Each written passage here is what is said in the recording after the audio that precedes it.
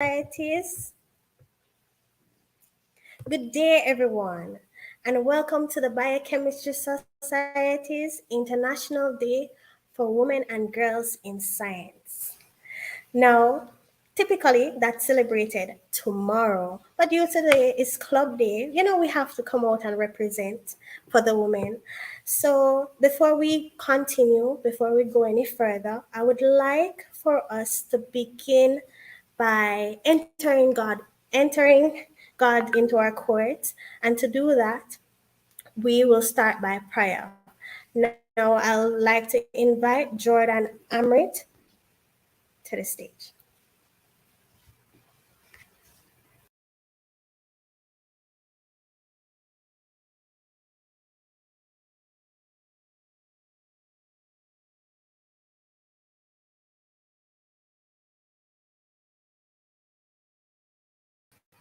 Not hearing you, Jordan. Oh my God, my mic mute. Okay, so what I'm saying is that we're about to go to God in prayer. So if you could just bow your heads, you don't necessarily have to bow your heads, but ensure your eyes and close and stuff. See? All right. Heavenly Father, creator of all things, I come into your presence at this time, oh Father. Thank you for another day. Thank you for the past night rest, the sweet sleep. Thank you for blessing us with life, dear Father, so we can see another day. I pray, oh God, that as we go through today, God, that everything will run smoothly. I pray that whatever successful endeavors or whatever endeavors we are going through at the moment, I pray that God, you will make it be a success.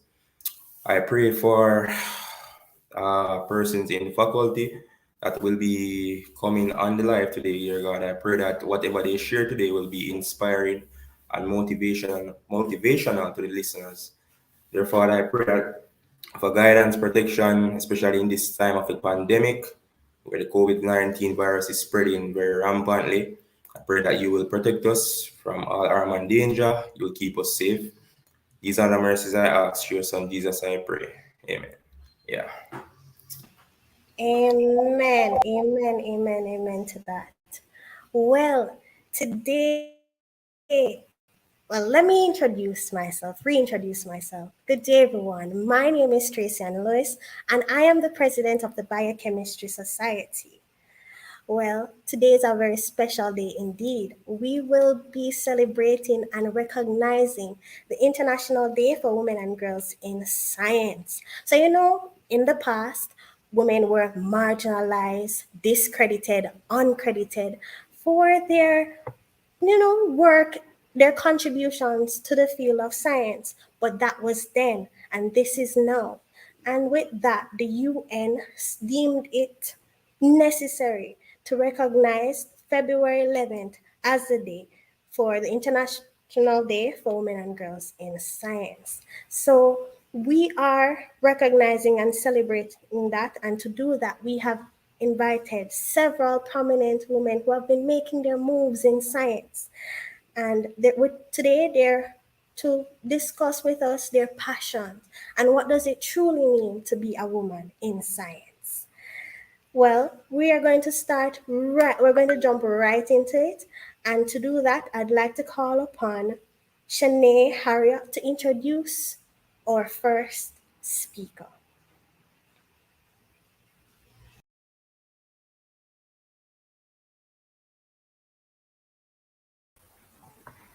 Good afternoon, everyone. Our first woman in science is Dr. Marvadine Singh Wilmot, a lecturer in inorganic chemistry at the University of the West Indies. She specializes in assembling metal organic framework materials from a group of metals called rare earths or lanthanides. She served as co-chair of the Young Scientist Ambassador Program, a program that involves young scientists across 55 different countries. She is the first inducted Young Affiliate Fellow of the Academy of Sciences for the Developing World from the Caribbean region. It is with great pleasure that I invite Dr. Marvadine Singh Wilmot to share her passion for science as a woman in science. Thank you so much. And thank you so much to all of you who are involved in this society. Tracy and the rest of the team. I'm so very proud of all of you, my students, and I thank you so much for inviting me to speak. I wonder, Tracy, if I have the privileges to share my screen. I believe so. Go ahead. Okay, so I have my PowerPoint here and I'm gonna share. All right, so I've been asked to share with you guys, some of what I do as a woman in science. I must say it is my passion. I Are you seeing my screen here, Trace?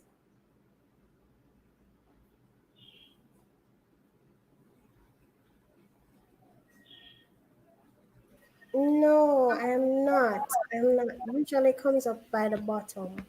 1 minute. All All right. right. Share screen. Okay. 1 minute, please. All right, I'm putting it in. I have uploaded it to the stream, so you can see it there. Um, you just need to accept it into the stream. Okay. All right, so like I said in my introduction, guys, I am an inorganic chemist and I make materials from rare earths. And I don't know how many of you remember what your periodic table looks like. Those of you who do chemistry, I do hope you do remember that. But you see those elements down there in a period. All right, here we go, Tracy. You'll see those elements down there in that block that we normally take off when you come to say atomic number 57, the lanthanides and the actinides. And I make materials with the lanthanides. And the lanthanides are important to us here in Jamaica because, in fact, in our red mud lakes, which are the waste from bauxite, we do have significant amounts of lanthanide metals. And in fact, all of you right now, once you're looking on a phone screen or you're around a computer, you are interacting and benefiting from lanthanides in your world, or rare earths, we call them. Because almost everything that uses a magnet, I mean, if you're to take apart your computer or your phone, you will get a neodymium magnet. If you go to do a MRI, you might drink something which contains this guy here, gadolinium, which is a contrast enhancement agent.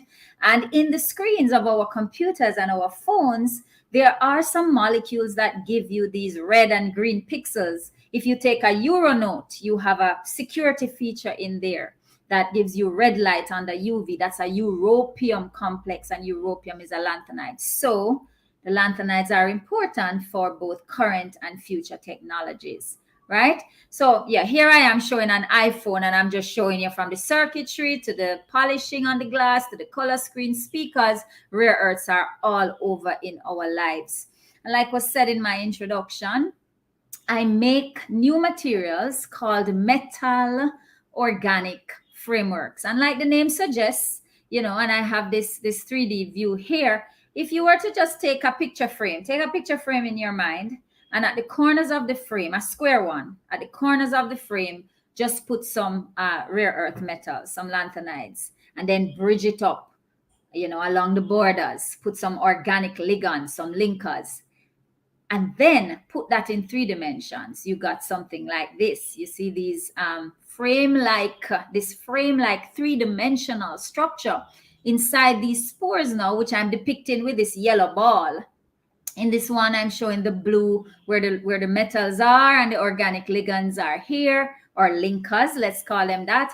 And the yellow ball that I have inside is just representing the space that's in there. So these are metal organic, because the linkers are carbon containing frameworks. They are frame-like structures. And that yellow ball showing the space tells us that we have so much space, so much surface area in which we can do a lot of chemistry. And one of the things we're using these things to do is to trap and store small molecules like carbon dioxide, so they can be picking up carbon dioxide, for instance, from the air, or hydrogen, storing hydrogen. Lots of surface area inside of these materials that can allow them to store hydrogen, and we have what we call solid fuels, because hydrogen can be used as an alternative source of energy, right? So lots of applications also in environmental detection and monitoring. And in my lab, we have shown that when some metal ions are trapped where this yellow ball is trapped, we get a unique signal. So we know when iron is there, we know when copper is there. We can use them as sensors in environmental monitoring, for instance. So there's a mission, there's a reason, because the mission of science, remember, is to make people's lives better. So everything we do, just here I am putting these atoms and molecules together to make materials. To what end? To make people's lives better, to impact people's lives, right? So that's what I do. And I don't have a lot of time, so I show you some of the results so far coming out of the MSW research group, which is right here in the chemistry department at UWI in the Faculty of Greatness, the Faculty of Science and Technology.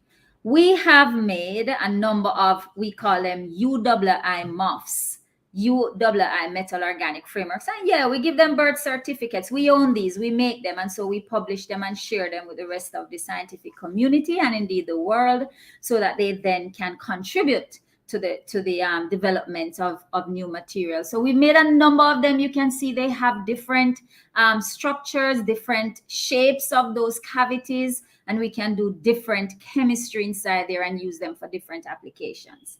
And I have in fact shown in my lab, like I said before, that these can trap and sense metal ions like iron and copper in, for instance, water samples. And so I have, in my lab, been blessed to work with a number of students, like some of you who are watching, students like Jermaine Smith, who is currently writing up his PhD after completing his work with me. Now he's writing up. And this is Dr. Zayar Min, who recently completed his PhD and now off into his own research program. And here I am surrounded by Jermaine and Zayar, who are my PhD students, yes, but my undergraduate researchers. We've got Rashania and Kristen and Chris, and I can tell you some of them are in Jamaica. Kristen and Rush are still in Jamaica. Chris is over there working on his PhD with my collaborator at George Washington University, who is Chris Cahill, doing very similar things that we do, but in a different for different applications and in a different space. So part of being a scientist is part of the beauty of being a scientist is being able to work with people all over the world. We're working toward the same goal. I said the mission of science, to make people's lives better. And one of the beautiful things about being a scientist, I get to work with these brilliant people all over the place. And in 2019, just before COVID hit, Zayar and I were funded at the Particle Accelerator at Brookhaven National Lab. Yes, the same one, yeah, like you see in Flash. I don't know how many of you watch Flash or used to watch it, but it looks just like that ring, yeah. And yes, it is. There are high energy beams of electrons going around here, and at different stations. This is me right here, somewhere at 3 o'clock or so in the morning, monitoring what's going on with my sample, which is on the beam line. This is inside the beam line. So here is the ring, and along the ring, you've got the high energy beams of electrons, yes, of electromagnetic radiation going around, and we have different stations at which we have different pieces of equipment to measure different things. So this is us on this beam line where we were looking at the diffraction pattern of these materials as they form, and with some outstanding scientists who work there. So we get to travel a lot and collaborate a lot. But here in Jamaica, I also have a mission, to contribute to the development of my country. Because as a scientist, I choose to live in Jamaica. The world is open to me. I got a visa to the world because, the world has many problems and the scientists create these solutions. And as females or women in science, we bring unique perspectives to science. Our contribution to science is beyond the contribution that anybody else could make just because, of our genetic and chemical makeup, the way we function as females. We bring these unique perspectives. And what is needed is not really women in science or men in science, or it's everybody in science. So what we really are going for is diversity, equality, and inclusion, right? Those are the buzzwords. It's just that tomorrow is the day when we recognize women, because even though we don't necessarily have a big problem at the lower levels in Jamaica, all over the world, only about 30% of the women who are working in of the people who are working in science are women, and so women are a minority, and nobody must be excluded from the mission of science because of gender or color or race, because only the world suffers when that happens. So because I'm a woman, I think, based on our very nature, and I'm a mother myself, we also have to care about the next generation of scientists, students, people like you. And so I go way back. I had a program, the Lab Rats program. This is Matthew right here, and some of you know Matthew. Matthew is now 17 years old. And from they were this age. This is them with Tony Cheetham, who was at the time vice president of the Royal Society of the Royal Society in the UK, who came to visit, and they were taking him on. I think it was something about the structure of water. But we go all over this country, using science to excite and delight young children. I mean, some of my lab rats had me. This is me doing a session with Barrington Lord. This was Science Meets Art. So I was making the paints with the kids, and then they were using it to do art with Barrington. I think Matthew still has some of his artwork here. We blast them in the clay ovens, and we get students excited about science and being scientists from that age. Needless to say, some of these young people really are heading toward right now at that age of going into university and have chosen the path of science as their careers. So that's a little bit. I think my time is coming to an end. This is more of Lab Rats. When it was Easter, we were doing Easter egg extravaganza and walking on eggs and talking about how to distribute force and pressure.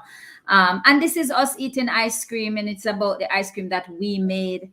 And then we went off into training teachers too at Fundaciones schools in Kingston and Montego Bay in how to use science to excite and delight young children, because you guys, are the ones who will solve the problems of tomorrow. And there is only one thing that can bring the solutions, that can create the solutions for the problems that the world has today and will have tomorrow, and that is science. And the world, I want you guys to know, is yours, and there are no boundaries anymore to the world, no boundaries geographically, and no boundaries based on gender.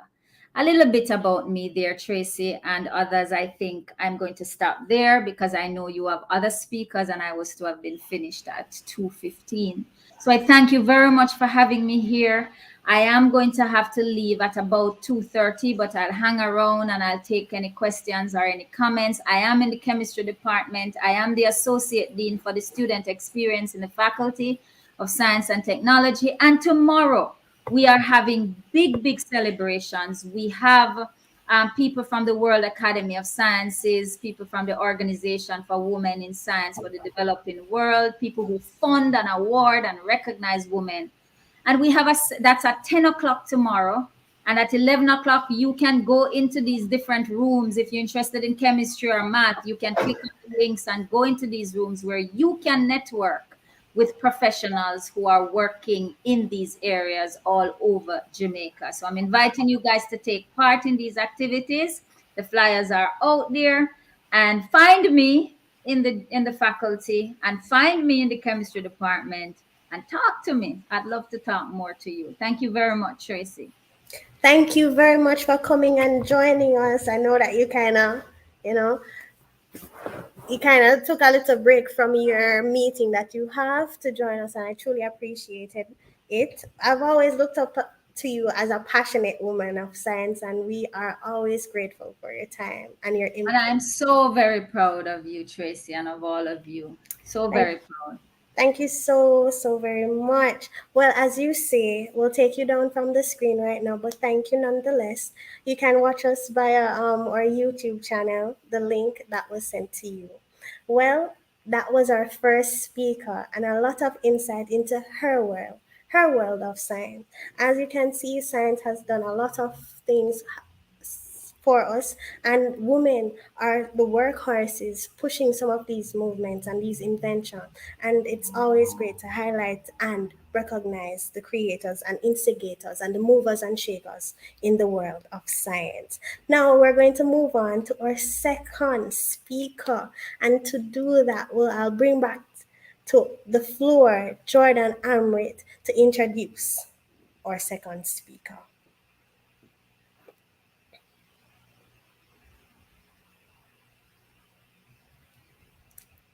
So, good afternoon again. Yes, so big up Dr. Singh, because funny thing is that Dr. Singh was one of my most pivotal lecturers to push me in first year to be where I'm at today, because like she was really patient. I was very slow in first year in relation to chemistry, and she was always there 24/7 behind my back, and I pushed me and I say, yeah man, you need to do this and you need to do that. So much respect to Dr. Singh, and I'm really appreciative of what she's doing in science, and especially seeing that women always tend to don't get the recognition when they do things over the men them. So yeah man, hats off to Dr. Singh, man. Okay, so I would just like to use this opportunity to welcome Dr. Brandt. But before I welcome her, I would like to share a few interesting facts about Dr. Brandt. One, she's a lecturer in the Department of Basic Medical Sciences, specifically in the biochemistry section.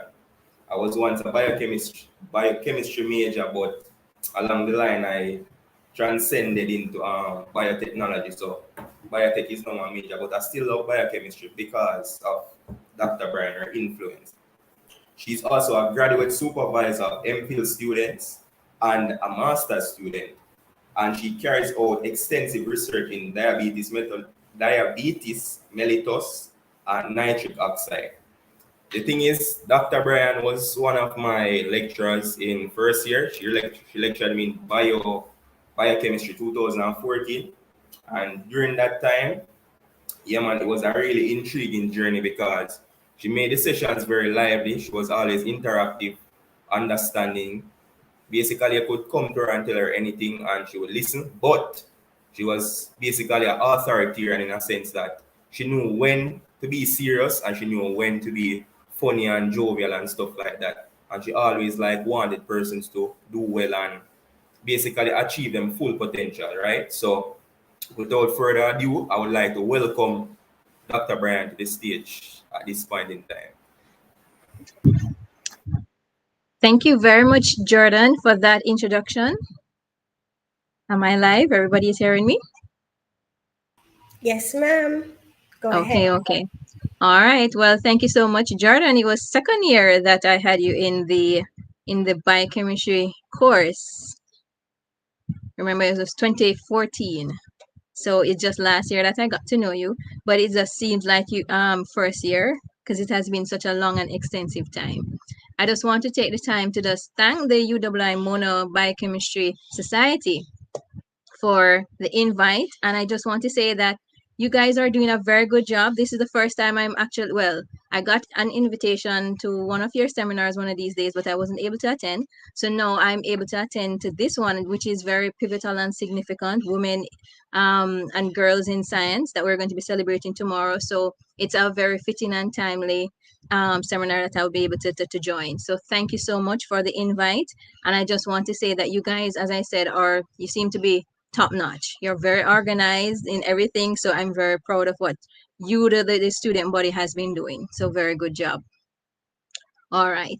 I too want to have to share my slide. This is a very new platform, different from our teaching platform, whether it's Zoom or Blackboard Collaborate. So I see the icon, so I can go ahead and share. So I'm just going to tell you a bit of my research because I know most of you would have known me from second year with Jordan and then now in final year with the students with plant biochemistry. So there's another aspect to us, not just lecturing and seeing you and then you're coming with your questions about labs and the lectures and everything. We have another life outside of all of this teaching and lecturing.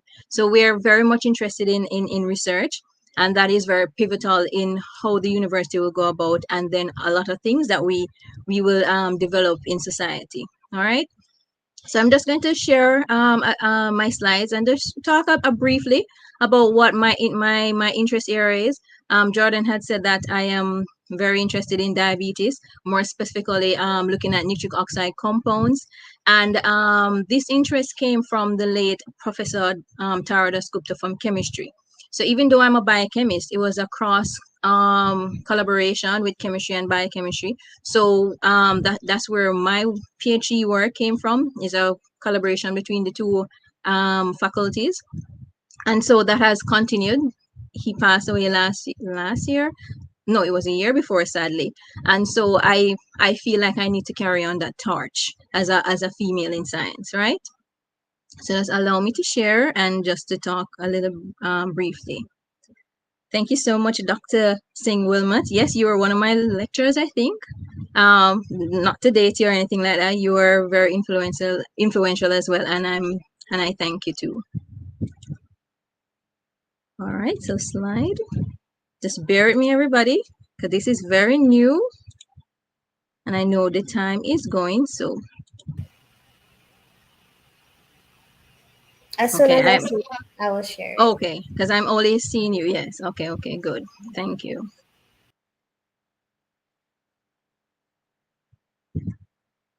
Oh, it's processing. Okay. So in the meantime, basically, okay, it's not, it's on. All right, so I see that it's ready now.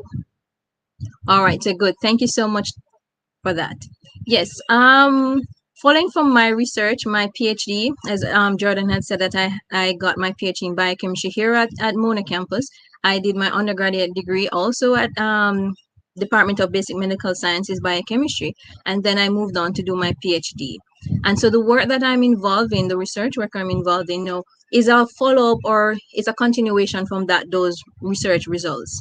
So I looked at nitric oxide compounds and reducing agents, which I know a lot of my second year students, and I think in my plant biochemistry lab recently, remember I spoke about redox reactions, oxidation reduction, all of these kind of things. So yes, so part of my research involves those reducing agents and their effects on blood glucose metabolism, hemodynamic parameters, really about blood pressure, because a lot of diabetics tend to be hypertensive as well, and oxidative stress, which is part of the milieu of what really happens in diabetes.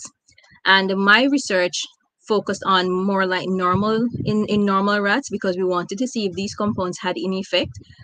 There's some of them who that are naturally produced in the body, so we wanted to start from somewhere, because you can have a vision, you can have an idea, you can have a hypothesis, but you have to start from somewhere. So that's where my research started from in the normal rats. And then so my master students know, to MPhil, well, one is a male, he's more focused on my area. The other is a female, she is doing plant research, but is more diabetes in that line as well. And then the MSc student is also doing a part of my research, the oxidative stress part, right? And so we're looking now in the diabetic model. At the time, it was kind of hard to be getting these diabetic models. I tried everything, and with resources and everything, sometimes you're limited, right? But despite the limitation, I want you to know that you still, once you have that dream, once you have that passion, you'll find a way no matter what. It may be hard, it may be challenging. I'm not going to say you're not going to come across all of those things, and it may sound cliche, but once you started and you feel like you're giving up, just remember why you started and just press on. All right. It sounds easy, but with faith and putting in the work, you'll get over it, right? So yes, so that is what that is. So how do I change the slides? Oh, okay, it's okay. All right, I see that now. So yes, diabetes mellitus, just to give you a little background, that the prevalence that it has increased from 151 million in 2000, and now it's about 537 persons who are afflicted in 2021 with diabetes mellitus, and these are adults between the age of 20 to 79 years of age, right?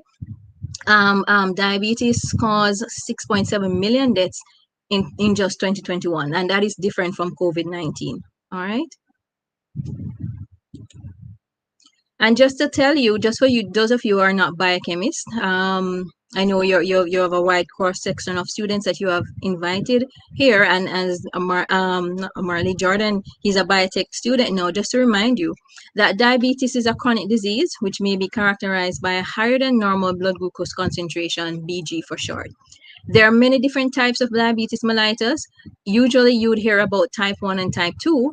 Now it has evolved to gestational diabetes, which is involved in pregnancy. And then you have other specific types of diabetes that are due to other causes, right? And just to remind you, because I like interaction, but I'm not seeing the class interaction. So I'm just going to have to talk, and I guess in the discussion part, we will talk a little bit more to interact.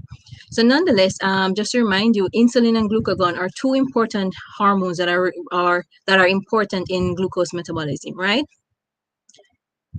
And just to say, type 1 is usually it's more an autoimmune disease, so that you'll find that persons who are much younger, they will tend to have diabetes type 1, right? And that is really because the body turns on itself and start to destroy the pancreatic beta cells, right? The beta cells are the ones that are responsible for releasing insulin in the body and thus regulating your blood glucose concentration. For type 1, about 5 to 10%, sorry, of persons who are diabetic globally are usually type 1. The one that is the major type is type 2. 90% of persons who are diabetic or have type 2 diabetes, right? And sometimes you have a condition known as insulin resistance, where the body is not able to utilize that insulin that's secreted by the body properly. Yes? And that is the main one that we're looking at and gearing in our research. But just to remind you, the gestational, since we're looking at women in science and women and girls in science, just to remind you about the gestational type, even though I said it's in pregnancy, it's a form of diabetes that's initially observed or diagnosed during pregnancy. And in addition, some women may have experienced, if you have gestational diabetes during your pregnancy, there's a higher risk of you developing type 2 diabetes afterwards. If it's not you, then maybe your child as well will develop type 2 diabetes. So that is a very significant one and important one for us to watch out as well for. And as I mentioned, a key compound that I'm looking at in my diabetes research is nitric oxide. Again, remember I said that I did a cross collaboration with chemistry. So the compound that I looked at is nitric oxide, right? Nitric oxide is a diatomic molecule, meaning that it consists of nitrogen and oxygen, and it exists as a colorless gas. So in the past, it used to be seen as a toxic compound that it was emitted into the atmosphere from the exhaustion of automobiles, factories, etc. So you can just imagine when back in the days the scientists started to find out that this same nitric oxide that is in the environment as an environmental pollutant was actually produced in our bodies, right here in our bodies. So that came with a lot of skepticism, that they're saying no, this can't be, or so, until further studies came up to find out that yes, it was really produced in our bodies, and that is a very important molecule in our body. It's a vasodilator, such that it is a part of many systems in our body, the cardiovascular system, the nervous system, or immune system. And one interesting thing that I always tell my students, even though I'm not where we might come up on nitric oxide, I usually say that how we were able to find out about Viagra was because Viagra takes its place from nitric oxide as a vasodilator, was that wasn't what scientists set out to do. They were doing a surgery, cardiac a surgery on the heart on these patients, when they kind of realized that something else was going on down there. And these men were, after surgery, were acting very strange and funny in front of the nurses. And so that's when they realized that, hey, what they're doing is not only affecting the heart, it was affecting other parts of the body too. So yeah, so that's an interesting thing about nitric oxide, right? And it was it got Nobel Prize. There were Nobel Prize winners for their role in identifying nitric oxide and different roles that it plays in the body, right? So it's a very short half-life compound, meaning that it once it's produced, it's broken down very quickly, right? And what we found out, or what scientists, sorry, not me, but prior, is that it is synthesized from L-arginine by certain enzymes known as nitric oxide synthases, nitric oxide, NOS for short, right? And if we remember, I realize I can't interact with you, but I would have normally interact. If you remember the urea cycle, right? Urea cycle where arginine goes on to form citrulline, then nitric oxide is one of those byproducts in that kind of cycle there. And just to put up a little and to show you in the liver, you have the urea cycle where you have arginine goes to form orthodine, and then citrulline, then arginocitronate, and it goes back to form urea, right? In that little pathway from arginine to citrulline, that's where you have nitric oxide coming off. And it's a 1-to-1 ratio of the citrulline to the nitric oxide. And I remember I spoke about the enzyme that catalyzes that reaction, the NOS. That is what forms a big major part of my research. This is where I'm targeting this enzyme with inhibitors to see if you should inhibit this pathway, what will be happening in terms of nitric oxide production. And remember, we said that it plays a big role in so many different systems, the cardiovascular, the immune system, nervous system, etc. So not just that I'm using inhibitors, I'm using compounds that will release nitric oxide as well. And we know them, we call them S-nitrosatiles or RSNOs, because we want to regulate it. Because, if we should shut down nitric oxide production altogether, then we're going to have a serious problem in the body, right? And that is what my research is about. Remember, I said it has a short half-life, S-nitrosatiles and the nitric oxide, the inhibitors that we're looking at, which targets that particular enzyme for that reaction. So basically, justification for the research was that diabetes and hypertension both have high prevalences in our society, not just in Jamaica, but globally, right? And it also contributes to high mortality rates, right? So we also found that nitric oxide plays a significant role in the pathogenesis of these two conditions. And research findings from my PhD in 2014 saw that these nitric oxide, when you utilize these nitric oxide compounds and inhibitors together in a previous work done, I must say that there was work before my work, and then my work included using inhibitors. So we do a separate administration, co-administration of these compounds, saw that you still saw an increase in blood glucose levels. And when I did a separate administration of my compounds, I saw a decrease in the blood glucose concentration. And so that is what led me now to continue my research, because this finding is very promising, and I want to see if this happens in the normal rats, in a normal situation, what then will these compounds do? What effect they will have in the diabetic situation? We never know, so we have to do the experiment to see. All right. And this is just, I know you like visuals, so I was just showing this is what the students will be doing to inducing diabetes using a particular compound called streptozotocin in this case, where we do a 1 to 2 weeks, we give them fructose, then we inject them with the streptozotocin intraperitoneally, and then at week 4, etc., we do an anti-diabetic test to make sure that these rats are indeed diabetic. And we also would test their blood glucose concentration, and then we administer our compounds for the next few weeks. That is for the diabetic model, right, and studies. So thank you. Ethical approval has been sought for this research and is being sought for the MSc student because he's doing another aspect of the work where it relates to oxidative stress. And so, yes, as you can see, I'm very passionate about research, and when I'm talking to you students, I usually incorporate some of what I have done in my research. I ask you questions, and as Jordan says, I love to interact. I love when I'm getting feedback from you, and that's how you get to learn. All right, so that is it for me. I hope I didn't go over my time, because I know you have other speakers, and then anything else that you want to ask me, want to say, then in the discussion, we will come across in that.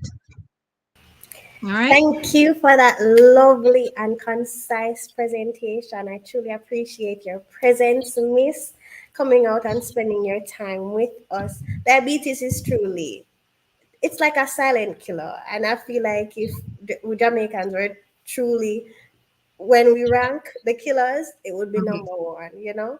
Yes, it is very prevalent, and usually when I'm teaching the medical sciences students, because I don't get to do that with the biochemistry students, because plant biochemistry, I'm coordinator for that. But when I get to do the medical sciences students, I usually ask them, can you put up your hand and tell me how many of you know of someone who has diabetes?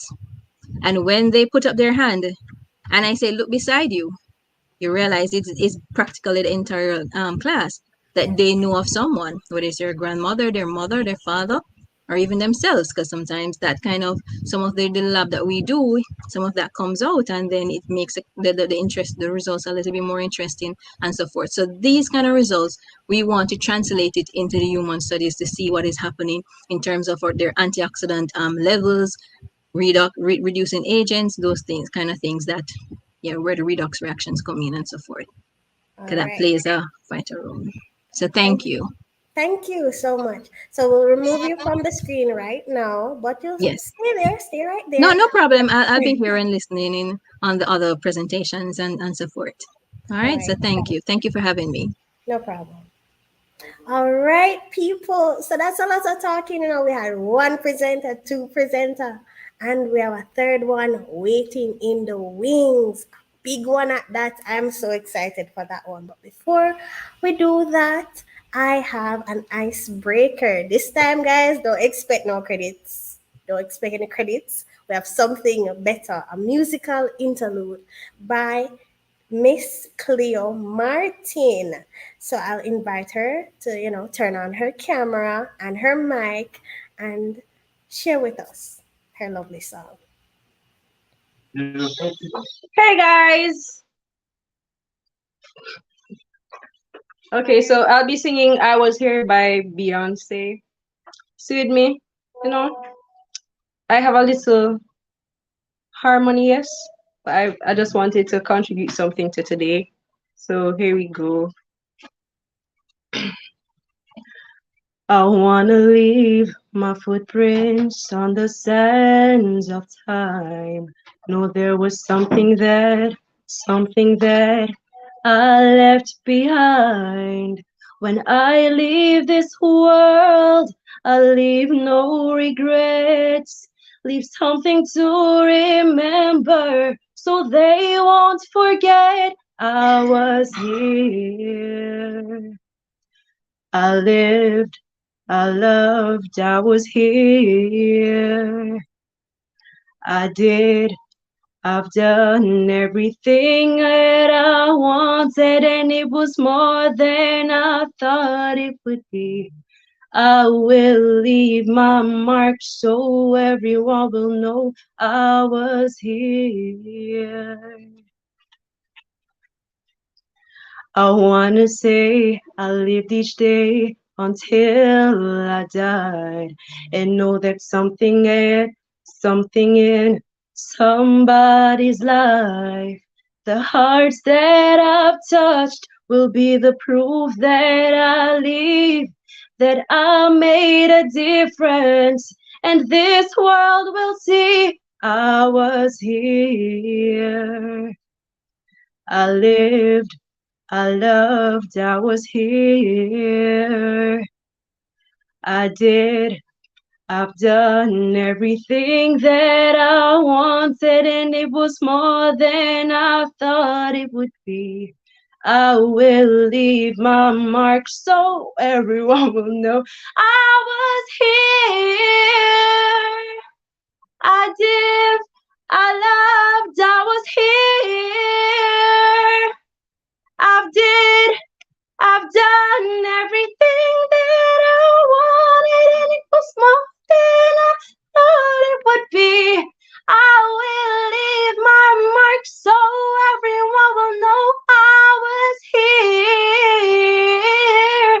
I just want them to know that I've did my best, done my all, brought someone some happiness, left this world a little better just because I was here. I lived, I loved, I was here. I did, I've done everything that I wanted, and it was more than I thought it would be. I will leave my mark so everyone will know I was here. Here. And then we just end it by saying, ladies, just remember that we're goddesses, we're queens, and that whatever we put our minds to, we're able to achieve. Have a great day, everyone, and thank you for inviting me to do what I can, guys. Thanks. Cleo, you're going like your contribution wasn't top tier, wasn't large, wasn't everything. Wow, thank you for that lovely rendition of I Was Here. Love that, love that, love that. Well, I'd ask for you to join us on the other side, which is YouTube, right? So before next speaker, we did something special last meeting, which was last week. And we're here to remind you that big things are afoot. And to do that, I introduce my second in command, Georgina. Come on. Thank you. Hi everyone. I hope you guys have been enjoying the session so far, because I certainly have. So these are the announcements for the Biochemistry Society. So next week we'll be having another in-home experiment, another exciting one. So you guys need to come out and support. And this will be conducted as usual in our regular Zoom meetings, and the link will be sent in the WhatsApp group in the course of next week. So look out for that. Also, the Society is currently hosting our own photo competition, and it's titled Biochemistry and We. So the basis of this competition is to showcase the application of biochemistry in the society as well as our daily lives. So if you want further information on the photo competition, the details are on our Instagram page, as well as a document was sent in the Biochemistry Society WhatsApp group. So sit tight, guys. Thanks for listening, and please enjoy the rest of our session.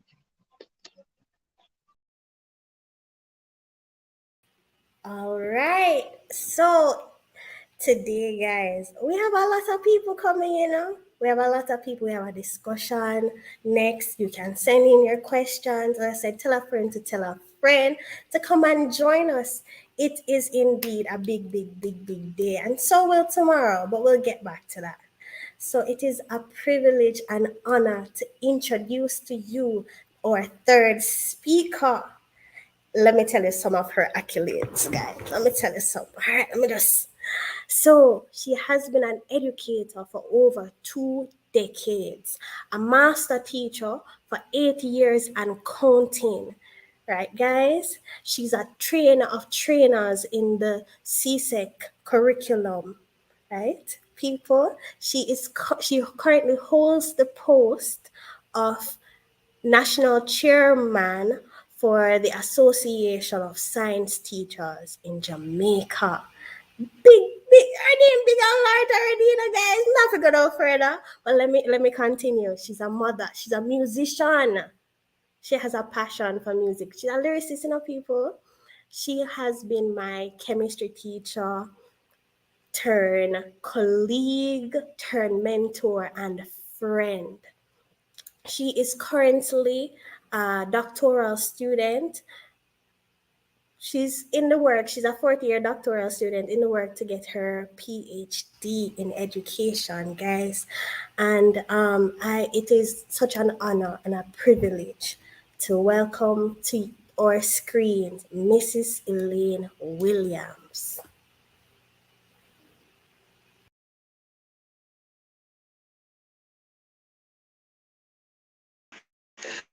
Greetings, everyone. Greetings. Greetings to Madam President, Chair. And yes, we are now colleagues and friends. I am in Montego Bay, and we are experiencing serious internet. So I'm going to make this really short and as Miss, we're spicy not as seeing your possible. camera. You Miss, heard we're about not some seeing of your the camera. stuff that I am doing currently. Miss, we're not seeing your camera. You're not seeing me? No, Miss. You're seeing me now? See me? No, I cannot see you right now. I'm hearing you, but I'm not seeing you. Can you check Okay, down on that the sounds bottom? like it's seriously breaking up. I was actually deciding to look for a video to send, but let me just say a few words that I did start as a science student in high school, went through to college, university, did the sciences,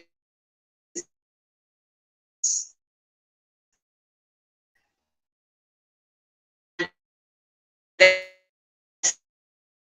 started working at Grace Kennedy. All right, Miss. I'm going to ask you to come again. We're not hearing you so well at all.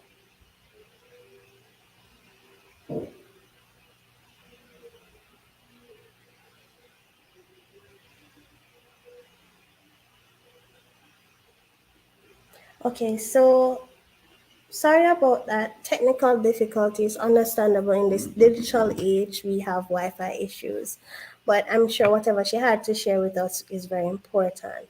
So I'm going to wait a little while and wait for her to come back. All right, I think I see her down by the bottom. So let me add her to the stream. Okay, we're seeing your face now, Miss. We're seeing your lovely face.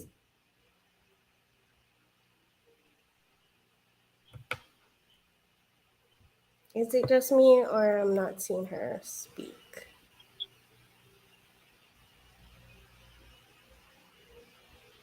Can you hear me now? Yes, I'm hearing you now. Your picture is frozen though. Okay, are you hearing me now, Tracy? Yes, I'm hearing and seeing you. Love that. Thank you. Yeah. Sorry about that.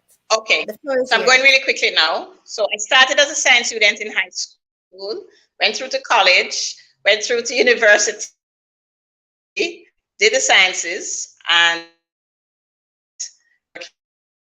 working at Grace Processor.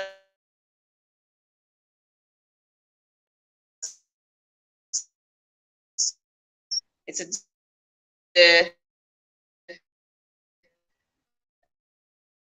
in Westmoreland, and what she was doing.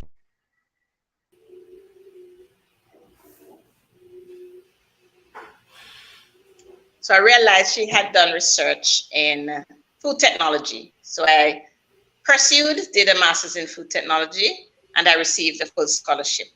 From there, during the work, I met many interesting people and did quite a few interesting things, worked on some projects that are still in the supermarkets even today. And so to explore. You may think that you only have jobs and you only have jobs as a teacher, but there are many, many jobs. There are many opportunities out there. Don't be afraid to apply. You'll never know where you'll end up. And there are Jamaicans all over the world, especially Jamaican women all over this world studying. Persons are working and they're making the most of the opportunities. After I was there for a while, came back from the master's degree, got married, and began to have a family. I decided that it would be better for me to work somewhere where I was not traveling so often, because sometimes I'd work in Kingston and sometimes we'd be sent abroad, all expenses paid, really nice, really enjoyable. I've learned a lot, I've met many people, and I've made some great friends. So after that, I decided to go into education. And so I did that, and I have been teaching ever since. You may think that teaching is just come to school, talk to the students, do some labs, and then you go home and mark some papers and plan some lessons. But education is just as dynamic. It is still science, and ladies and young girls can think of this as a career. And so you have heard, not only do I teach in the classroom, I have also teach at the college level and at the university level. And indeed, our guest today is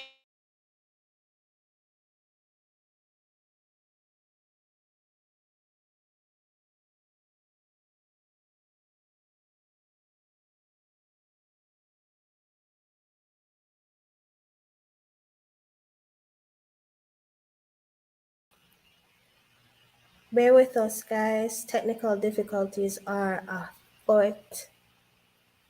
Whew. Whew, whew.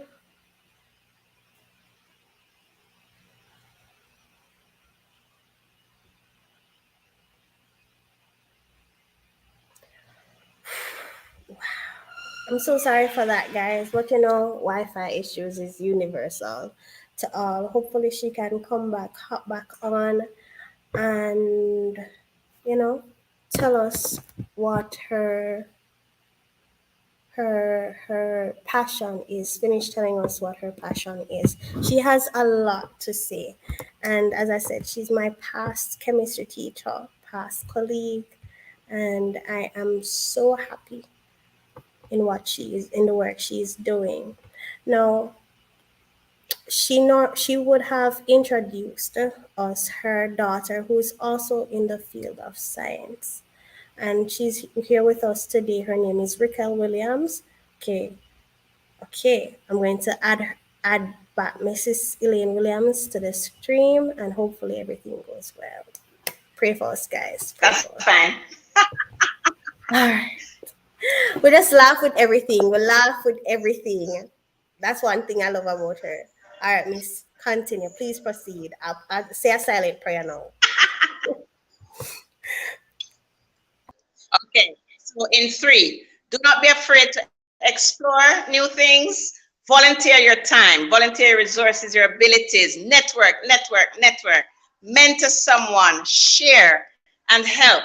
And you'll notice that even your president, she has a wide reach, trying to get different persons to come in, to meet you, network with us, so that, of course, we can help you along your journey.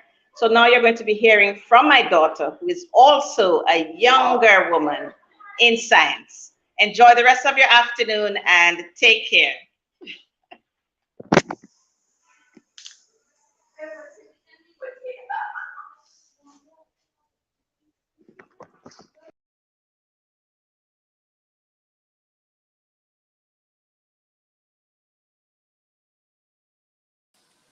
All right. So we'll be adding Miss Raquel Williams to the stream. Okay, I'm unmuting your mic now. Go ahead. Hi, good afternoon, everyone. As Mrs. Elaine Williams, as I call her mommy, stated, I'm actually in the field of science. Actually, more specific, I do engineering, civil engineering. So I'm currently in Kingston working as a civil engineer. Been doing it for over 3 years now. You may think engineering is usually a men's field, but as you can see, many women are joining the field now. So even in my office, currently we have equal number of males to females, which you didn't really see back in the day. So women are becoming more prominent in these fields, and I think we strive. We do very well, and things I would want to say is, if you have something that you want to do, don't think about what roadblocks might be in your way. Try and just do it. Just do it. Because even for me, engineering was thought to be expensive. The man's field might have difficulty, but even with my parents, they said, just don't think about it, just do it. So there are many avenues of which you can progress and do what you want to do. And just to finish up for Mrs. Williams, she's doing her PhD now. She finished from Grace Kennedy and started teaching. And as she said, she's a trainer for trainers. She was chairman of the Associate of Science Teachers Association in Jamaica. So she has been doing a lot. One of my role models, and I hope that, you know, someone out there, you may be looking at a field and you think it's too difficult or something you might not want to do. But I say go out, do it, try, just make progress. All right. Hope you are hearing me clearly. Thank you.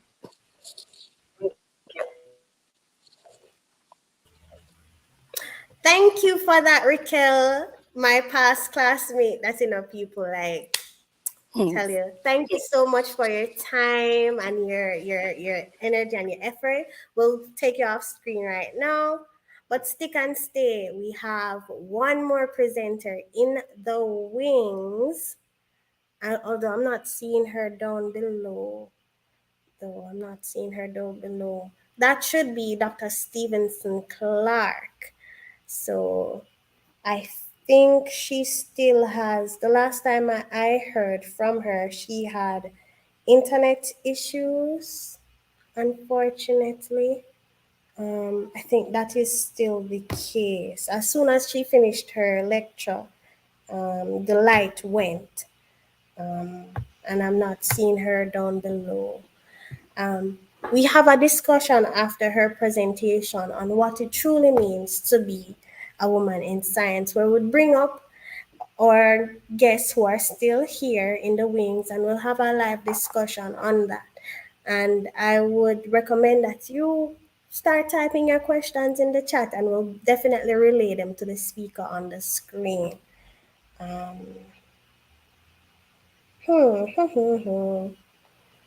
Alrighty. Well, haven't seen her as yet. I think the internet is still the issue. So I'll throw the question out there to our guests. I'm going to bring up back. Okay, so I'm going to bring up back Raquel, and I'm going to bring up back Dr. Sophia Brandt to the screen. I'm going to ask each of them, what does it mean to you, starting with Dr. Sophia Brandt, what does it mean to you to be a woman in science? What are the challenges? What have you seen so far? And what are the gateways and the avenues that we can use to accomplish our goals in science as women? Well, thank you, Tracy Ann. Okay. Well, you know, there's a stigma that we are a minority in the science world. As Dr. Sting Wilmot had said, is about 30% of women are in science. But for some reason, I'm not feeling that way. I don't know if I don't see gender or I don't see that the males are getting ahead more than the females. I agree with that. Yes, I just think that we all have our role to play, and based on your resources, your circumstances, you just forge ahead, and you just if you have an idea, a dream, you just work on it and go ahead, and don't be deterred by what obstacles, what challenges you may face. If God gave you that vision, that dream, then just go out and pursue it. Don't think that, oh, what if I'm a female, then it's not going to be possible. No, we were all given the same talents, skills, everything, knowledge, wisdom, and so you just go for it. And I think perhaps why we're not feeling that much of a gender difference at the university is that perhaps maybe that is the percentage of females to males at the university level. And as you can see, you're going to be seeing a lot of your lecturers that you have come across since you have been doing your degree and now you're in final year. I'm sure you will say the majority have been females. So in this kind of what I would say in Jamaica here at the university level, at UE in particular, we're not facing that kind of gender difference or disparity so much because we're taking over. And which is rightfully, I would want to say yes, it's all women team and everything, but males have their role as well. And I have been not just mentoring or influencing or inspiring young women. It's also the men that have been being inspired, and they're not, as I am the supervisor of 2 males and 1 female, and they have not shown me like, it's a female that is supervising them. No, they are still respecting what I have to say, what I have to do, and they're getting the work done, and they're doing just as well as, and everything. So I just have, even though it's a women in science, and girls in science, I think we still should be promoting the men as well, because you see that they're on a decline, and they're not having any influence, good influence over their lives. And I think males play important roles in male in the life of a boy as well as in a female. But nonetheless, the day is going to be celebrated for us tomorrow, and so we're highlighting our work and everything. So that's what I have to say. There are challenges just like anything else, there are obstacles, but you have to put your mind to it, and you have to know your why. You have to be so determined, so focused. And as Raquel had said, I think that's the name I got correctly, you just work at it. There nothing gets done unless you put your foot forward. And as Mrs. Williams had said, just go out there and apply. And it's not just one set of work. There, all of us cannot have our PhD. There's so many things out there that the world is a big open environment for you guys know. In our time, Google wasn't functionable. We weren't able to go on and say, Google, what is this? And type in. YouTube wasn't there for us to learn. So the world wasn't as open as the internet as it is now. We were confined to a little small area. Yes, not to date myself, but when we had the computers, we had to go to the library, and you have to stand in line and wait for those big back white computers to dial up. So you actually hear when the computer was turning on, you hear that dialing. I don't think you guys would know about that or hear about that, and so forth. But you guys, you have your smartphones now. You're one click away to knowing what is happening in some other parts of the world right now. As far as Hong Kong, as one of my former students, she's there now, and that's where I see this party. Because recently she was saying that she had she showed me a big post of her being in the library, and because she said that there are not many women in science over there, and she just came recently as a research scientist, and they're bigging her up, whereas here there's so many of us. So that's all I have to say, because I'll want the other speakers to have some input as well.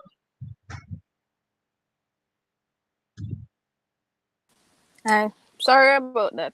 Oh, Right. Tracy, I think you were muted, so I didn't hear what you were saying just now. Okay, thank you for that, Miss. Before we You're talk welcome. to the question on the screen, Raquel, what does it mean for you to be a woman in science? Well, my experience being a woman in science is really more of, I don't have issues with male trying to look down on you or not expecting much. It's more the opposite. Usually they expect more from you. Especially even when I was in school studying engineer. From this year work ethic, they kind of start anticipating and expecting a lot more. And I would say I've been treated with respect. Being on site, I haven't really had any issues whether for being a woman.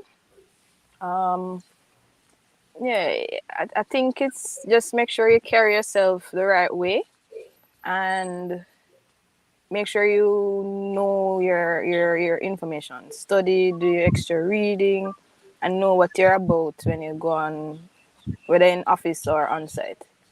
So Okay. that would be it. All right, thank you. Because there is a stereotype engineering is for men, and you've just dispelled it. So, guys, women out there, ladies who want to enter whichever field of science it may be, the door is open for you to just step in. There's always negativity, and there's always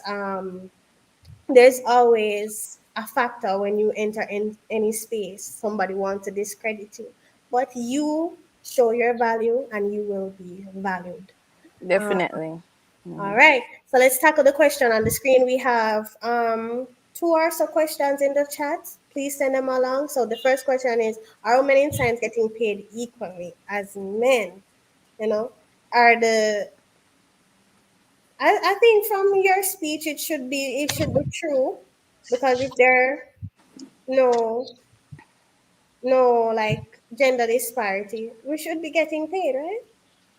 I think for the field you're in, you should just make sure you understand what the pay level should be before you go and request. Cause most companies, doesn't matter male or female, I think, um they'll try and lowball you.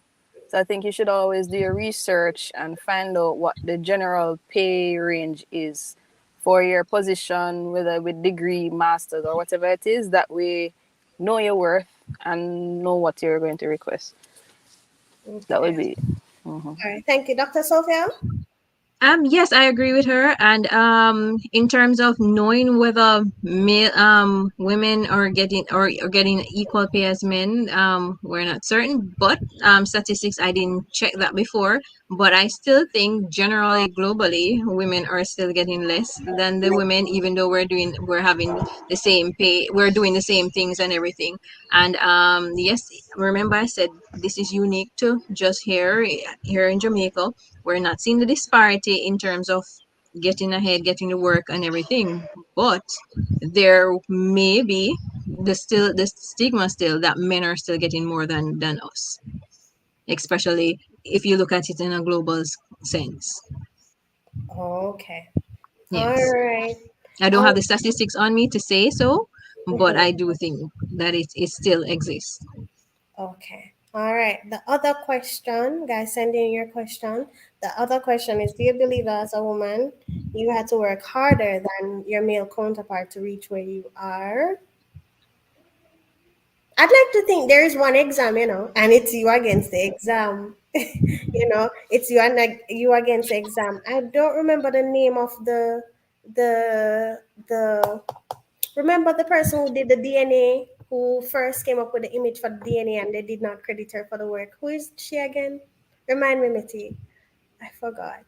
Um, I'm a bad biochemistry student, but they You did. can't say that, and I'm here. No, no, I wouldn't want. I did not hear that or see that. No, coming. No, no, Tracy, and you're I making me think look bad. anyone doing biochemistry is smart, so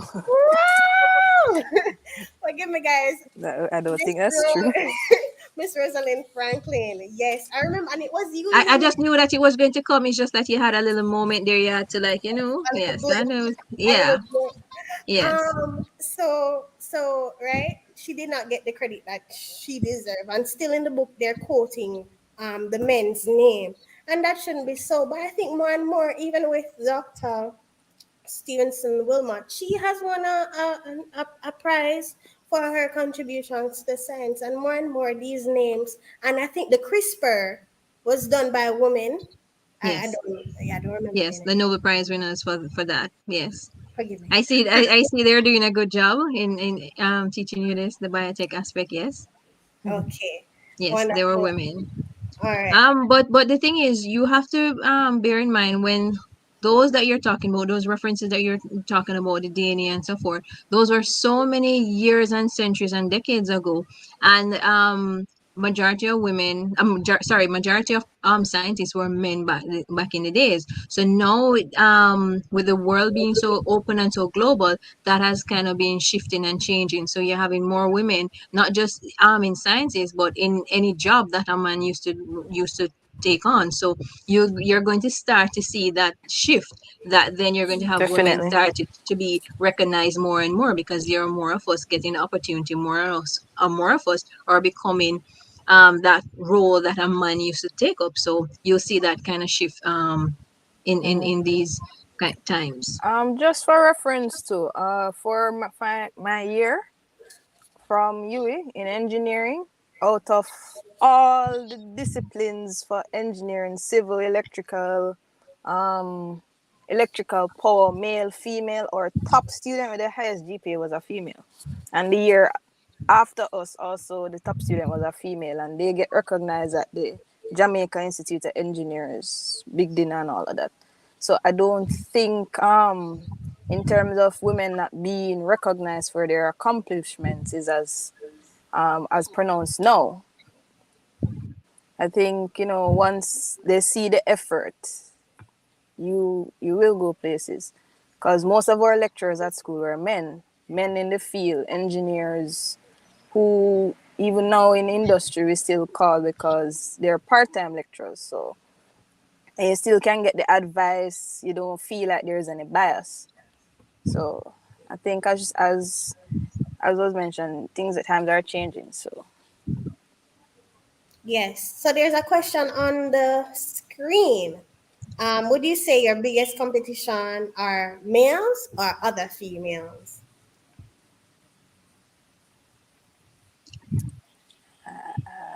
meaning in general, Yes, in the field of science, would you say the biggest competition be males or other females? probably Well, other what I females. okay. Well, what I would want to say is that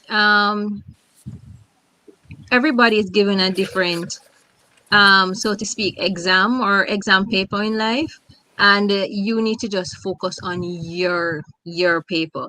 Don't True. be looking at the other persons, because then you get distracted. If it is that you do get up, like for example, you're running a race and you're looking at these other persons, make sure that they're inspiring in some way.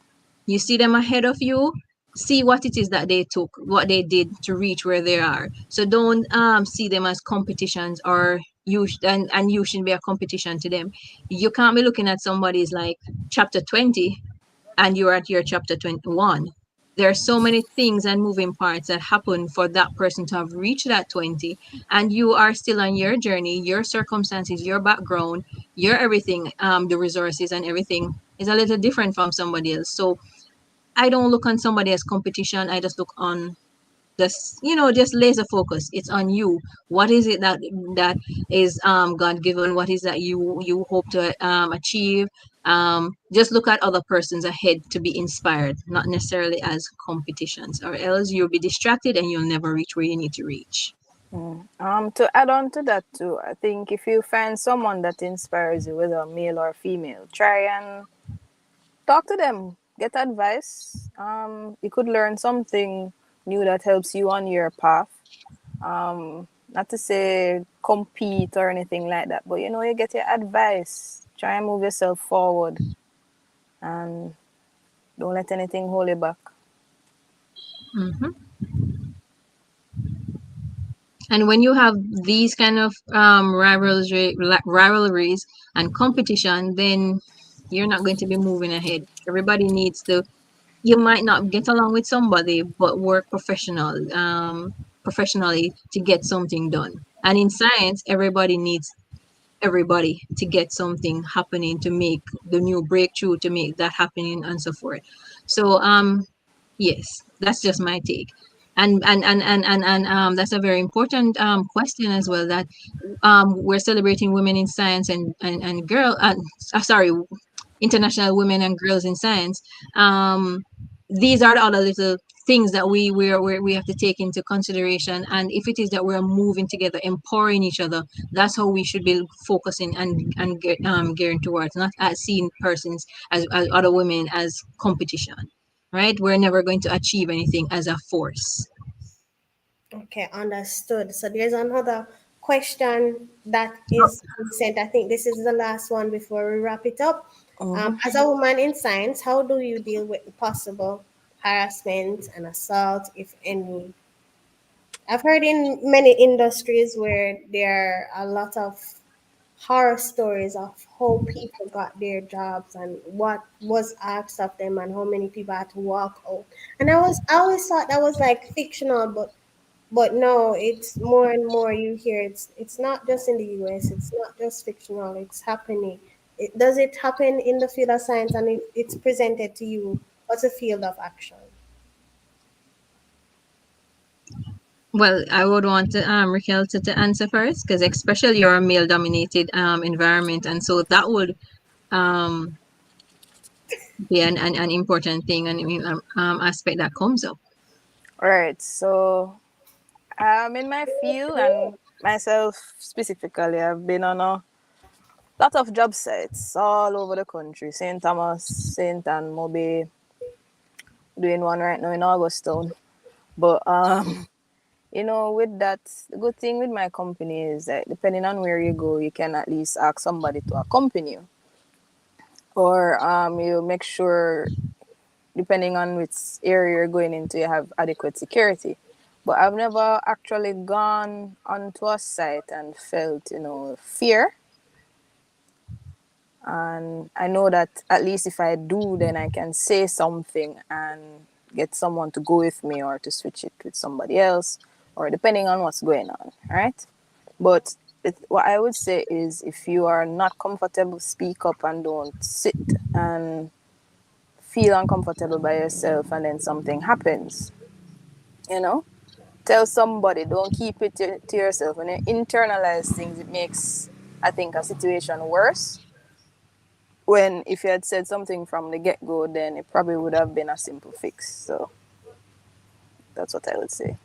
Okay, good, good. That's true. And if it is that possibly you can identify a older female in that organization that you think you trust, that you can say something to, that's an avenue that you can seek out. If it is that you can't find any such person, then you have other avenues nowadays that you can do so, whether you have like um committees or some, well, I'm just talking in terms of the university, you have other gender based kind of persons that you can reach out to and speak to them one way, or if it is that your union or something like that, you think you can trust those males and those females, then you take it to them. And if it is that nothing is going to be resolved, then nothing is more important than your peace of mind, and you know your worth, you have your qualifications, then you can always go somewhere else, even though you might end up with in the same problem, same situation.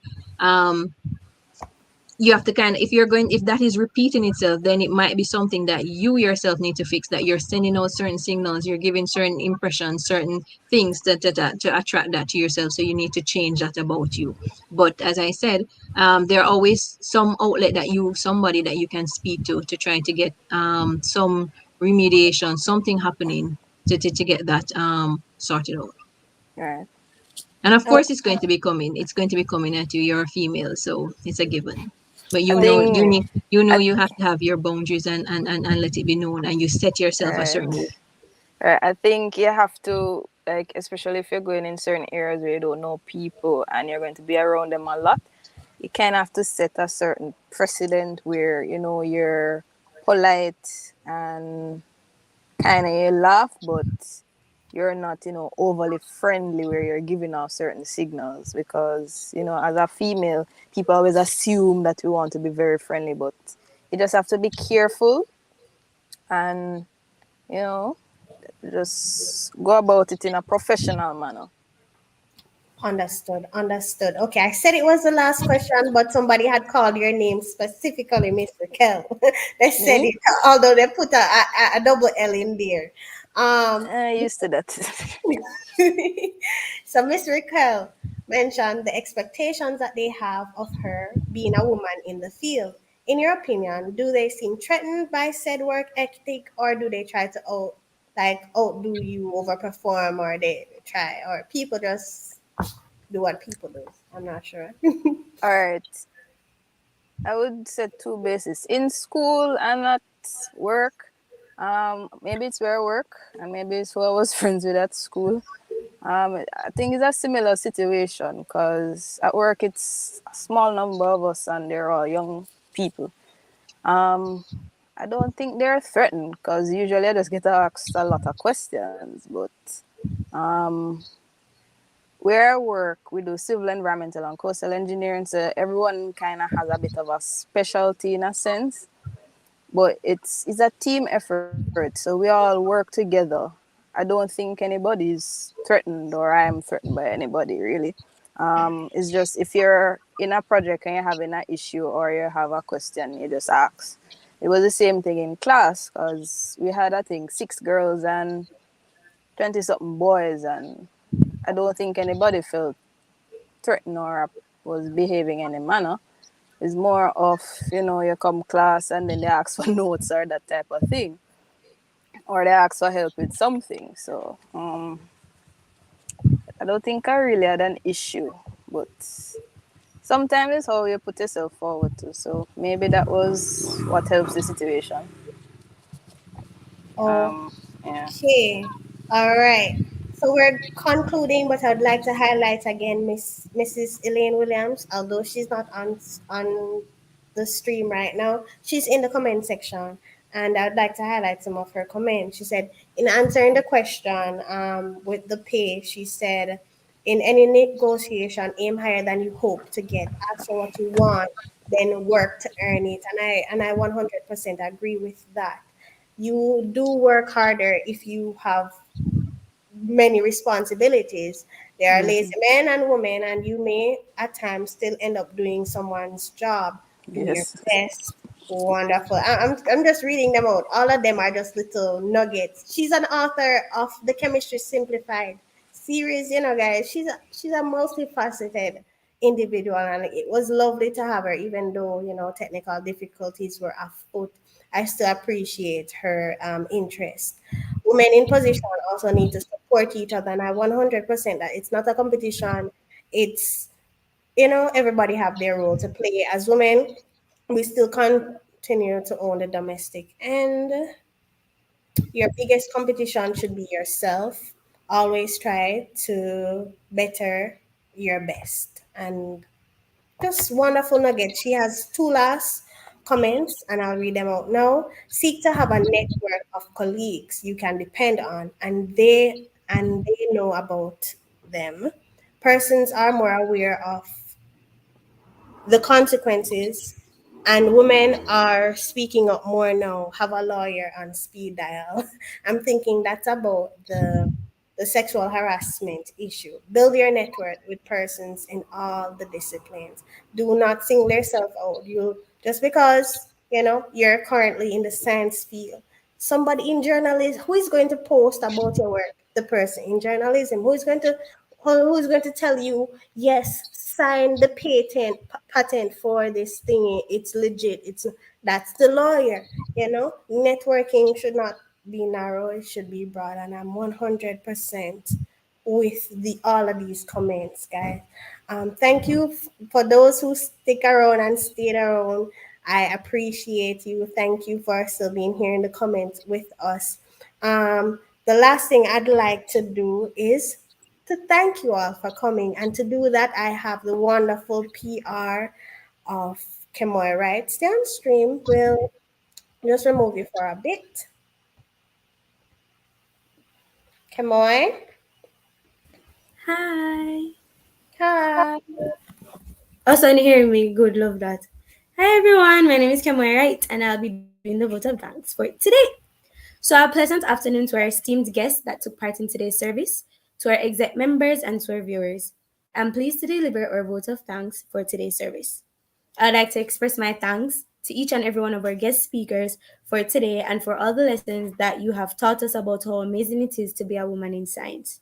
To our exec members, a special thanks for the planning and execution of today's meeting, and to our viewers for giving us a section of your day and for keeping us going.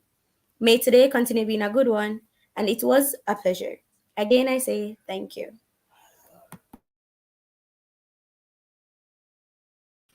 Okay, short and spicy, but I'd like to single out the ladies now. So thank you, Dr. Sophia Bryan. I know I see you still in the chat. Thank you, Dr. Sophia Bryan, for being here. Thank you, Raquel Williams, and your mother, Elaine Williams, Mrs. Elaine Williams, and Dr. Marvadine Singh. And even for our guest who was unable to make it today due to light issues, nobody can control that. I'm sure whatever she had to say would have been quite impactful. And Dr. Stacy Stevenson Clark, I thank each and every one of you, and your input were indeed valid and valuable and interesting. And I enjoyed everything, every speech and every PowerPoint. It was indeed impactful.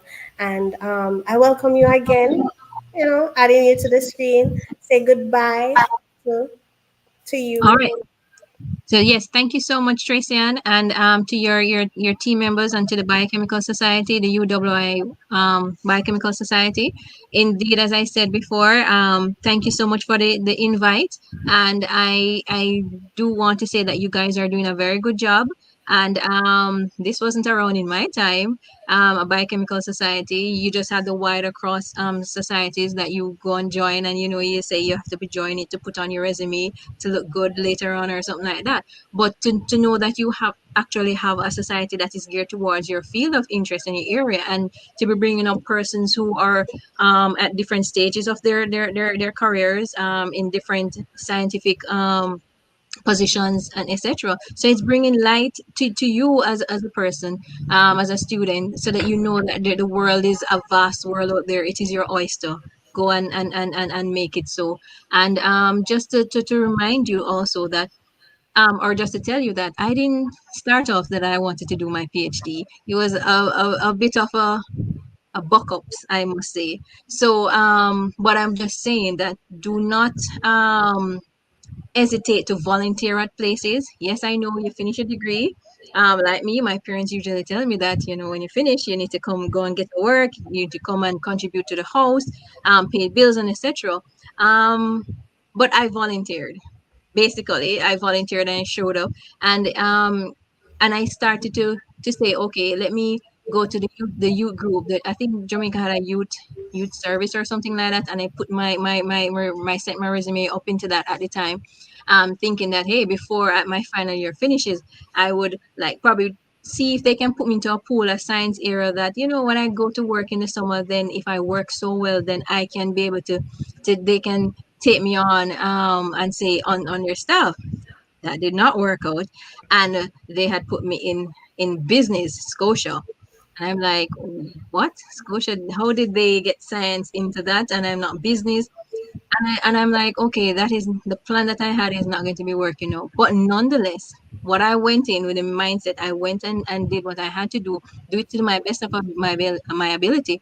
Because then I said, you never know who may know who somebody else, in this organization. It is business, but they may have networking, some friends, somebody that they know, whatever. So then I just use that as the thing to say, all right, I'm going to do my best. That didn't work out. Nonetheless, I sent out a lot of applications, because I tell you, from February you're supposed to like send out before your final year, your final exam in May. I sent out a lot of um, resumes, a lot of applications. I call the HR person and make sure to know who is the president, and I put on all of that. And the postman did not become my friend, because I learned quite quickly that when the postman comes with a letter for you, and you say that, oh, this is one of these organizations is writing you, so you feel really good. I'm saying this as a student at the time. Remember, we didn't have internet and all those things. So yes. So when you see that coming and you're so excited, no, it was like, I'm sorry, unfortunately, and all these things. And there were so many. And I ended up saying, okay, it looks like science is not for me. So because I like the whole the pilot, not the pilot, sorry, the air hostess, when they dress up with a little scarf, because you want to look like you're in an office setting, because that's what you thought. That's what I thought at the time. That would look good. So then I applied for Air Jamaica at the time, thinking that, hey, it's something out of my field, something that I will still do. I got turned on too. So what do you do? I didn't like say, okay, I'm going to give up and then what else, and get despondent. I went on campus, and I thinking that, hey, suppose I do this, I probably see somebody then probably that can lead me to somewhere. I ended up being doing administration as a student administration. Remember, I had my degree, so I was a student administrator. I wasn't getting the pay that I should have gotten for my degree. But did I let that deter me? No. You see, sometimes in life there are certain things that, don't despise the small beginnings. Don't despise the volunteerism. Don't despise where you are, that is not looking like where you would want to be, that you had hoped to be. Because there's something in that kind of beginning, and in that situation, in those experiences, those exposure, that is going to help you in your future. And believe me, I've proven that over and over again. And just recently, just being in that administrative office there, it has helped me recently in my job, Yeah. right? And at the time when I was just a student, because I had my degree, but I was just being paid as a student, very low, like hours kind of rating. And I mean, this is after you done degree, but I decided, I'm going to still work with it. A lot of the other persons in the office, other young persons who were on full-time job, they asked me what you had your degree in. What I'm like, I'm a scientist. So what are you doing here? They're a social scientist person. I'm a scientist. I'm like, don't watch that. Don't watch that. Because everybody thought that I was a social scientist because of my work ethics that I had, that I was doing, I was putting the things. They swear that I was always doing admin and all these things. But guess what? It was probably something that I was learning because yes, I'm a detailed person, I'm organized, but I wouldn't say that I was like the most organized. Because just to bring another story, because I know the time is going. When I used to go to church, when I was a teenager, sorry, when I was a teenager, my Sunday school teacher, this old man, every single Sunday, he and I had this argument. Why am I always late? And I'm always telling him that, I have to be, he was saying that you must prepare overnight, press your clothes the night before, um, season up the meat, those kind of things, because I'm a home person. I'm a, that kind of person. And I'm like, when I get up in the morning on Sunday, if I feel like a certain thing, a certain color, or a certain feeling, that's what I press, and that is what I will come to the church with. So to press overnight, I'm not going to like that, what I'm going to wear in. And so the argument will go on week after week after week, every single time. Miss Brian. And I'm like, this old man. And I said, I don't want to reach early because then I'm going to be sitting down with him before the class early. There's no phone at the time that you can be on your phone to be so scrolling social media or anything like that. It's me and him going to be talking. I did not like that. So you see, it was kind of teaching you he was trying to tell me something. This is me older now, years after realizing that he was trying to instill certain things in me. If you had planned better, if you had prepared better, if you did things overnight for the week, prepared ahead, then you would have been able to reach your meeting in time. You reach your school, you'd have been better organized, you'd be know what you're supposed to be doing. And I'm telling you that administrative work, since I didn't learn the lesson then, I learned it this time, and that is what helped me when I was doing my postgraduate work. You have to have in proper time management, planning, execution, all those things that you're working on your own. So I just wanted to say that before we go, that yes, don't despise the small beginnings. Don't despise that you're not getting paid what you would want. Um, Everything is not going to last forever. And as my parents always say, is salvation lasts forever, and is always a good one too. So trust and believe that you will get there, and there's no overnight success. One last thing, he's always said that, look on Usain Bolt. He trained so many days, so many months, so many years to just run a 9-second race. 9 seconds, Are you willing to do that? You have to be willing to put in the work, to go the extra mile, prepare, plan, organize. And that's my last thing that I have to say with you guys. And wish you all the best in your endeavors, whether you're second year, first year, third year, or you're not even in science. I mean, science persons, we rock, we're cool. It's not always this, a nerd kind of thing. As you can see, we can still be stylish and fashionable and still get the work done. All right. All right. Thank you so much for that and your input, Dr. Brian. After lab, I need to speak to you more. more All right. often. No Thank you so No, no problem. And one other thing I may suggest that perhaps with Mrs. Williams and Dr. Stevenson, perhaps you can have them do a video since they're not able to join today. Let them do a video and send it to you guys, and then you can circulate it among the members so that they can have something to watch to remind them and to tell them, and so that they can get to see what their era was about and so forth and be interested. Yes, I definitely suggested that in their Okay. inbox. We'll post it on our YouTube channel as we normally do, and we'll highlight it on our Instagram. Thank you so Oh, much for your time okay. once again. Yes. This is our goodbye. Alrighty. Thank you, Dr. Sophia. Brian, we truly appreciate and your kind words of wisdom.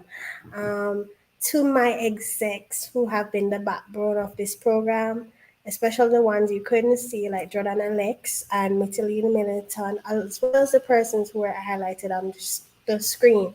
Thank you to Dejan and Kemoy and Shanae and Georgina, Jordan Amri, Jordan Alex. There's so many of my execs that put in the work, well, all of them, put in the work for me to be on the screen seeing you right now. And I'd like to big them up a little and thank them. See you guys next week, though, as we'll have another interesting program. It will be another experiment, guys. And stay safe, keep well, be blessed. Bye bye.